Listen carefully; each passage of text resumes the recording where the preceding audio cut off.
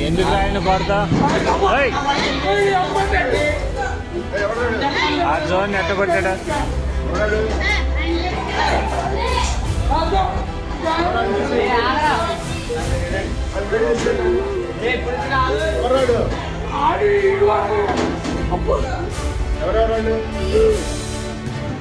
ఏరా దేనికి రా విధానం ఏంటి అట్లా